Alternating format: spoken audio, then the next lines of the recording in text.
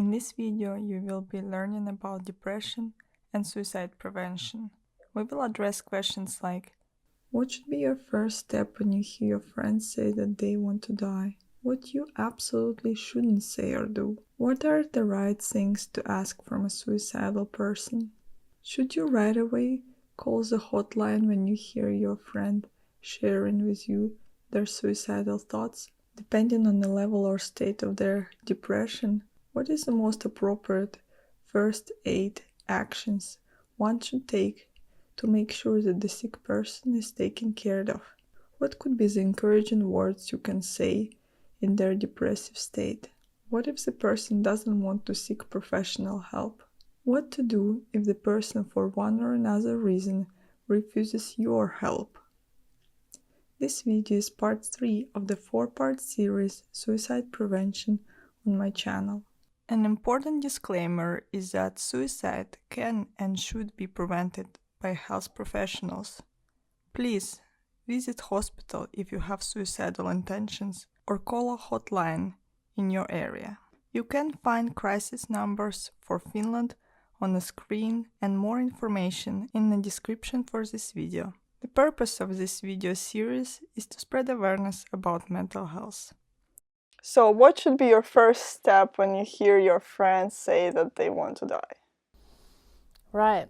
So I think your first step should be to ask, have they told anyone else? Are you the only person that they've told? And then you can know, are you going to be alone in helping them, or have they already told other people? So I would ask that first. Then I would ask, have you talked to a doctor or a nurse or gotten help? Or, maybe they already are seeing a psychiatrist or a psychologist or something. Ask, are you talking to any kind of medical professional about this? And have you told them that you want to die? So I would be checking first, what's the situation? Are they only telling you? Are you the first person that has ever heard this or not? Mm-hmm. So what you absolutely shouldn't say or do? I think the most important thing that you shouldn't say or do is to dismiss it or to minimize it. So dismissing it would be to say something like, oh, you just feel that way this week, or you'll be better next week, or, oh, you just feel that way because your boyfriend broke up with you, or something like that. That would be dismissive. Anything where you are kind of brushing it off.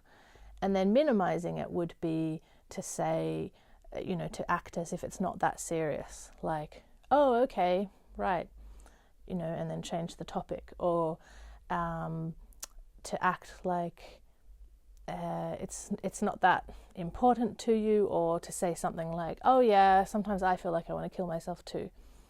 That can be minimizing it, like making the issue seem smaller than it really is. So, or even making fun of the person, like mocking them actually for being suicidal or having suicidal thoughts, like, oh, that's a bit traumatic, like any kind of joke. I think definitely don't do any of those things. Like, treat the person with respect and believe what they're telling you. So what are the right things to ask from a suicidal person? Right. I think, once you find out, have they told anyone else? You could ask, how long have you been feeling like this? Has it been one day, or has it been, 2 months or a year?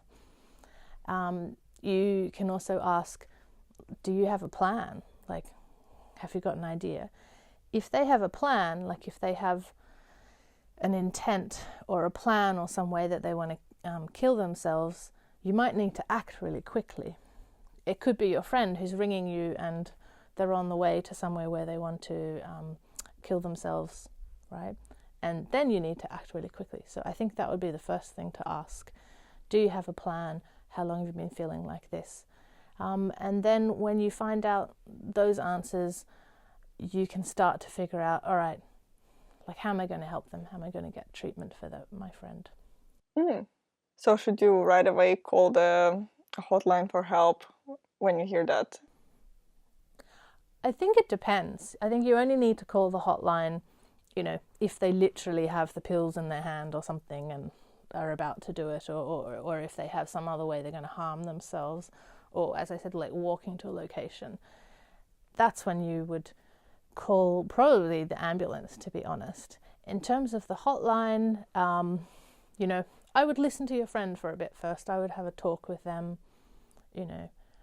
see how they are, and then get onto the hotline. But if they're talking with you, the hotline may or may not, be as comforting as it would be to talk to a friend. So the like suicide hotlines or the crisis hotlines, you could call them together. You could talk to your friend and say, all right, so, this is the situation. You are feeling suicidal. If it's not immediate, you haven't called an ambulance or called any of their friends or relatives or anything yet, you could call a hotline if you feel like it's something you want to do. So depending on their level or state of their depression, what is the most appropriate first aid actions one should take to make sure that the sick person is taken care of? Yeah, so I think if they have a really strong plan or suicidal intent, or they are already self-harming, take the things away from them that can cause harm. So, like, for example, remove medication, that kinds of things. You may need to stay with that person.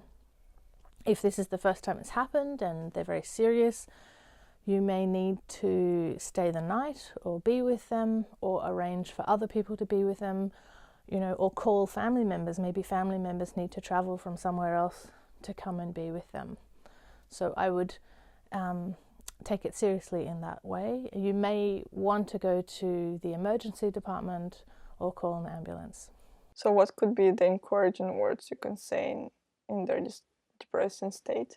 Yeah, I think when somebody gets to this kind of state, encouraging words aren't going to, fix them or snap them out of it. But what you can definitely say is, all right, you're not alone with this now. I'm going to help you, or I'm going to call other people to help you.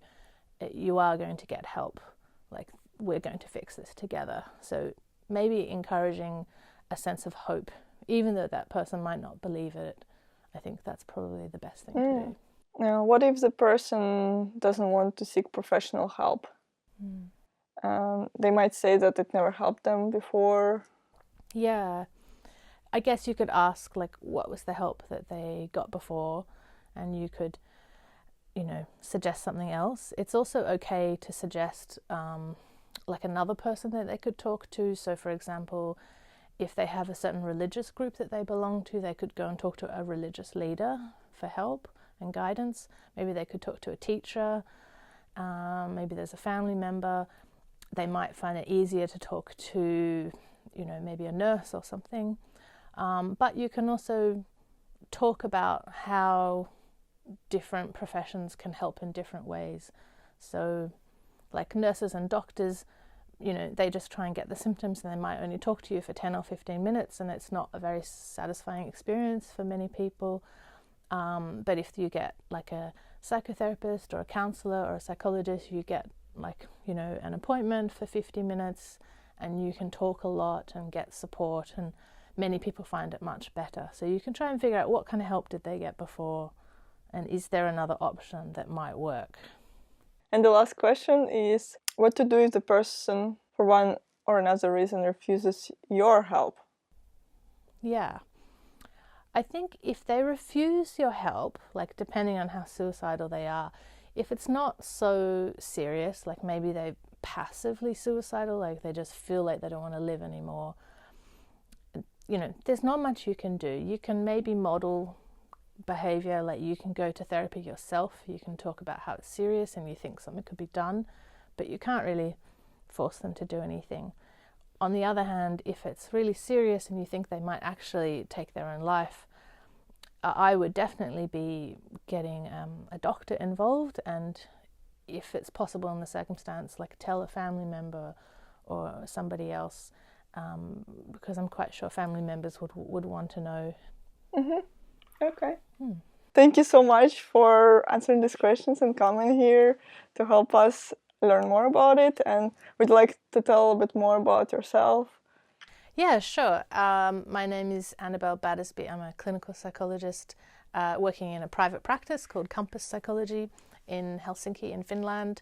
I'm originally from Australia, and I'm also in a group called Psychological Practitioners Finland, RU, and we are a group of internationally trained and foreign psychologists and psychotherapists, and we're working hard to get mental health help to foreigners or people who don't speak Finnish and they don't understand how the system works. We have a website called mentalhealth.fi. You can read the link below. Yeah. And if you go there, you will find information on how to get mental health help in Finland, basically, including a list of different practitioners that you can seek help from. Thank you. Thank you everyone for watching this video, and if you made it this far, subscribe. See you on the next video. Bye bye. See you then.